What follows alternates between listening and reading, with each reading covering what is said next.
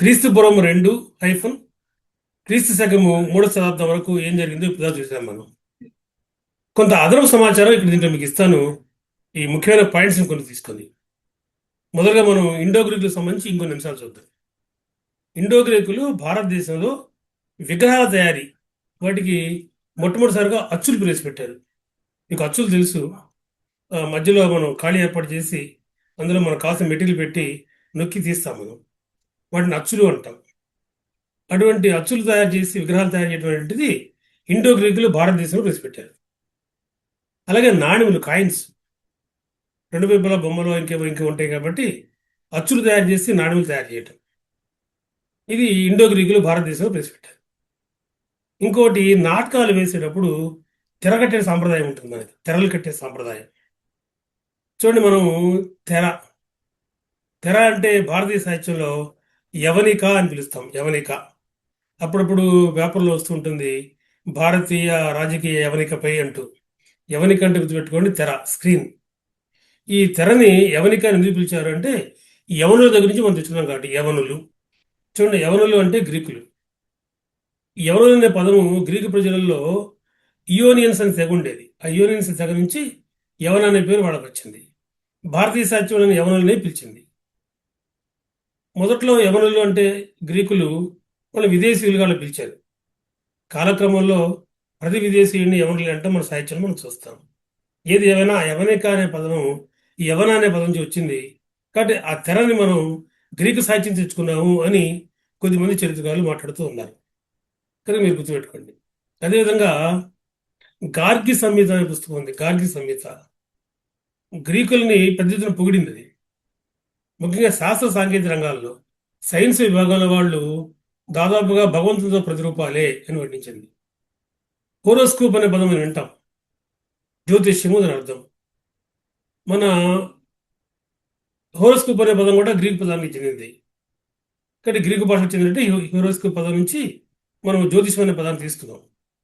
కాబట్టి గ్రీకులు జ్యోతిష్యం మీద కూడా పరిశోధన చేశారని, వారి ప్రభావం కూడా మన పేరు ఉందని, అందువల్లే మనము జ్యోతిష్యాన్ని హోరా శాస్త్రం కూడా పిలుస్తాం. హోరా శాస్త్రం అంటే జ్యోతిష్యం. హోరోస్కోప్ నుంచి పదం వచ్చింది చెప్తున్నారు.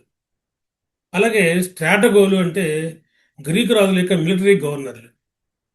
కనుక ఈ అంశాన్ని మీరు అదన సమాచారంగా ఇండో గ్రీకుల నుంచి గుర్తుపెట్టుకోండి. అలాగే కుషాణ రాజులు. కుషాణ రాజులకి దేవపుత్ర అనే బిరుదుని మీకు చెప్పాను నేను. ఈ దేవపుత్ర అనే బిరుదుని వీళ్ళు చైనా చక్రవర్తుల యొక్క స్వర్గలోకపుత్ర అనే బిరుదుని గ్రహించారు. ఇక్కడ చైనా చక్రవర్తులు వాళ్ళని వాళ్ళు సన్స్ ఆఫ్ ది హెవెన్ అని పెట్టుకున్నారు.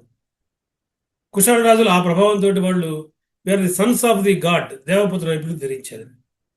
అదేవిధంగా కుషాణ రాజులు తమ రాజ్యం మొత్తం విభజించేటప్పుడు సాత్రపులుగా విభజించారు. సాత్రప్ అంటే రాష్ట్రాలు, వాళ్ళ యొక్క రాష్ట్రాలు. రాజ్యం మొత్తం కనుక కొన్ని సాత్రపులుగా విభజించబడింది అంటే రాష్ట్రాలు. ఈ సాత్రపుల మీద వాళ్ళు సాత్రపి అనే అధికారిని నియమించేవాళ్ళు. కాబట్టి సాత్రపి అంటే ఎవరంటే సాత్రపుల మీద అధికారులు. ఇది ఒక విషయాన్ని మనం గుర్తుపెట్టుకోవాల్సి ఉంటుంది. అంతేకాకుండా శకులు కానీ కుషాణులు కానీ భారతదేశ చరిత్రలో ముఖ్యంగా సైన్యంలో మేజోళ్లు, బూట్లు, ట్రౌజర్లు, శిరస్త్రాణాలు, తలకట్టులు ఇటువంటి వాటిని మనం ప్రవేశపెడుతూ మనం చూస్తాం. అలాగే గుర్రాల మీద జీను వేస్తారు కూర్చోడానికి తేలిక ఉండటం కొరకు. ఆ గుర్రాలకు జీను వేసే భక్తుని కూడా శక కుషాణులే భారతీయ సైన్యంలో ప్రవేశపెట్టారు. ఇది మన చరిత్ర నుంచి మనం గమనించిన విషయం. ఈ శకులు, కుషాణులు ఇలాంటి వాళ్ళంతా కూడా వచ్చి భారతదేశం వచ్చారు, రాజ్యాలు స్థాపించారు, ఇక ఉండిపోయారు. ప్రారంభంలో కనుక చూసిన పని అయితే ఈ శకులు, కుషాణులు విదేశీయులు. మరి మన చతుర్వర్ణ వ్యవస్థలో ఎక్కడ వీళ్ళు ఇముడుతారు? బ్రాహ్మణ, క్షత్రియ, వైశ్య, శూద్రవర్ణాలు ఎక్కడ అంటే మనుధర్మ శాస్త్రం వీళ్ళని క్షత్రియులుగా గుర్తించింది. They are the fallen Kshatriyas అంటోంది మనుధర్మ శాస్త్రం. కనుక మనుధర్మ శాస్త్రం ప్రకారము ఈ శకులు, కుషాణులు వంటి వాళ్ళు ఫాలెన్ క్షత్రియాస్ అంటే ఆ శ్రేణికి చెందిన వాళ్ళు, ఆ శ్రేణిలో పడిన వాళ్ళు అనే అర్థం కింద మనకు కనపడుతుంది. మీకు నేను యూచి దగ్గర నుంచే కుషాణులు వచ్చారని చెప్పాను నేను. కొన్ని సందర్భాల్లో ఈ యూచి దగ్గర చెందినటువంటి కుషాణుల్ని తోచారియన్లు అని పిల్లలు కూడా చూస్తాం. కుషాణ రాజ్యంలో మరొక విశేషం ఏంటంటే ఒకే ప్రాంతాన్ని ఇద్దరు రాజులు పరిపాలిస్తారు. ఇలా ఇద్దరు రాజులు పరిపాలించిన ద్వంద్వ పరిపాలన కూడా వీరి కాలంలో మనకు కనబడుతుంది. ఈ అంశాన్ని మీరు కుషాణుల ద్వారా చూడండి. ఇక శుంగుల రాజ్య భాష సంస్కృతం. శుంగులు కార్లే గుహల్లో చైత్యాలయాన్ని కట్టించారు. శుంగులు ప్రధానంగా కార్తికేయుని అంటే సుబ్రహ్మణ్య స్వామిని ఆరాధించారు. ఇవి కూడా ఎగ్జామినేషన్ గుర్తుపెట్టుకోండి.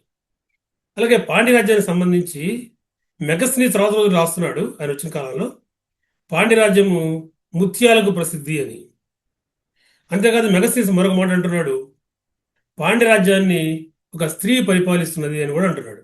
అలాగే ఆనాటి సాహిత్యం మనకు విషయం తెలుస్తోంది, రోమన్ దేశస్థులు చేరరాజ్యంలోని ముజిరి శ్రీపట్నంలో తమ రక్షణ కొరకు ఒక సైనిక పటాలాన్ని ఎప్పుడు ఉంచుకునేవాడు ఏర్పాటు చేసుకున్నారు అని.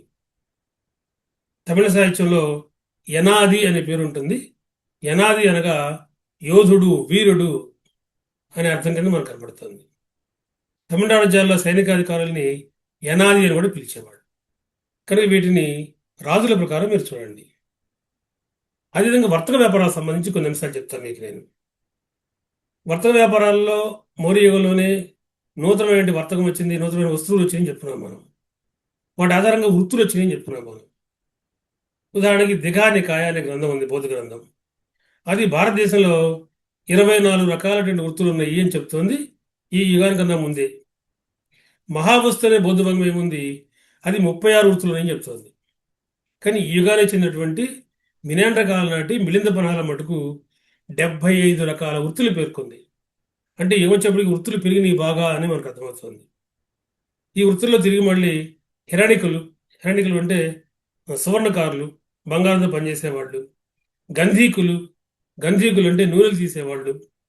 శైలకులు అంటే బట్టలు నేసేవాళ్ళు. మణి ప్రస్తారకులు సుగంధ ద్రవ్యాలతోటి వస్తువులు తయారు చేసేవాళ్ళు. సార్ధవాహకులు అంటే వివిధ దేశాలతోటి ముడి సరుకులు వ్యాపారం చేసేవారు. సార్ధవాహ మహాసముద్ర వతరాణి, సముద్రాల మీద ప్రయాణించి వ్యాపారం చేసేవారు అర్థం. కానీ ఇవన్నీ కూడా మనకి ఆ కాలంలో వర్తక వ్యాపారాలు బాగా అభివృద్ధి చెందని చెప్పడానికి మనకు కనిపించే మరొక అంశాలు. మధురలో ఉంది మధురలో శతక అనే వస్త్రం ఉండేది. వస్త్ర వ్యాపారం భారతదేశంలో సుప్రసిద్ధం. శతక అనే వస్త్రాలు ఎక్కడ తయారైన యుగంలో అంటే మనం చెప్పాల్సింది మధురలో. ఉరయూరు తమిళనాడులో ఉరయూరు, చోళ రాజధాని చెప్పాను మీకు నేను. అక్కడ ఇటుకలు తయారు చేసిన అచ్చులు లభించినాయి మళ్ళీ. ఈ కాలంలో నాణ్యాలు కూడా పెద్ద ఎత్తున విడుదలయ్యని చెప్పాను మీకు నేను. నిష్క, సువర్ణ, పాల, దీనార, పూర్ణ, కర్షపణ, ఇవి భారతీయ లెక్క బంగారు నాణ్యాల కాలంలో. శతమాన అనేది వెండి నాణ్యం, కాకిని అనేది రాగి నాణ్యం గుర్తుపెట్టుకోండి. పెద్ద ఎత్తున వర్తకం జరిగింది రోమన్ సామ్రాజ్యం దగ్గర మీకు చెప్పాను కాబట్టి. రోమన్ చక్రవర్తి అగస్టస్ ఆస్థానానికి, ఆయన తర్వాత ఇచ్చినటువంటి ట్రాజన్ ఆస్థానానికి భారతీయ రాయబారులు కూడా వెళ్ళారు. వీళ్ళు వాటితో చర్చలు జరపడం మనకు కనపడుతుంది మన వ్యాపారాన్ని అభివృద్ధి పరచుకోవడం కొరకు. ముఖ్యంగా దక్షిణ భారతదేశం నుంచి సుగంధ ద్రవ్యాలు రోమ్ దేశంలో భారీ ఎత్తున కొనుగోలు జరిగేవి. మిరియాలని మనం అందుకని యవన ప్రియాన్ని పిలిచేవాడు, వాళ్ళు బాగుంటున్నారు కాబట్టి. భారతదేశం నుంచి రోమన్ దేశంతో చేసిన వ్యాపారాలు కనుక మనం చూస్తే ఎగుమతి దిగుమతి తేడా పూర్తిగా భారతదేశానికి అనుకూలంగా ఉండేది. అందువల్ల ప్రిని తన న్యాచురల్ హిస్టరీలో బాధపడ్డాడు, రోమ్లోని బంగారం అంతా కూడా భారతదేశం వెళ్ళిపోతుంది అని. అదేవిధంగా గాంధార శిల్పరీతిలో మనము గౌతమ బుద్ధుడు బోధిసత్వుల విగ్రహాలు చెక్కారని గురించి చెప్పుకున్నాం మనం. ఆ బోధిసత్వ విగ్రహాలలో ఈ యుగంలో పెద్ద ఎత్తున చెక్కబడినవి అవలోకితేశ్వర బుద్ధ లేదా పద్మపాణి బోధిసత్వ, ఇది మనకు కనపడుతుంది. సిక్కిరి అనే చోట తపస్సు చేస్తూ ఎముకల గూడుగా మారినటువంటి గౌతమ బుద్ధుని విగ్రహం ఒకటి మనకు లభించింది. అంటే అంత పెద్ద ఎత్తున ఆయన తపస్సు చేశాడు అనేటువంటి నమ్మకం ఈ కాలనాడికి పెరుగుతున్నట్టుగా మనం దీన్ని చెప్పచ్చు. అదేవిధంగా ఈ యుగంలో క్రీస్తుగా మొదటి శతాబ్దం నాటికి భాగవత మతం ఏర్పడింది. కనుక వాసుదేవ ప్రార్థనతో బయలుదేరుతుంది. కనుక ఈ భాగవత మతమే తర్వాత రోజుల్లో వైష్ణవంగా మారుతుంది. అలాగే శైవం, వైష్ణవ శైవాలు రెండు కూడా ఒక ప్రధానమైనటువంటి శాఖలు రెండు ఈ గురించే బయలుదేరుతాయి. ఆ తర్వాత ఏం జరిగింది అనేది తర్వాత క్లాసులో చూస్తాం. వీటిని మీరు మరికొన్ని అదనపు సమాచారంగా గుర్తుపెట్టుకోండి. దీంతో మనం క్రీస్తుపూర్వం 2-3 శతాబ్దాన్ని క్లోజ్ చేస్తున్నాం. రాబోయే క్లాసుల్లో గుప్త యుగం గురించి చెప్పుకోబోతున్నాం. గుప్త యుగము కనుక గుప్త యుగం గురించి నెక్స్ట్ వీడియో వస్తుంది. దాని కొరకు వెయిట్ చేయండి. ప్రస్తుతానికి స్వస్తి.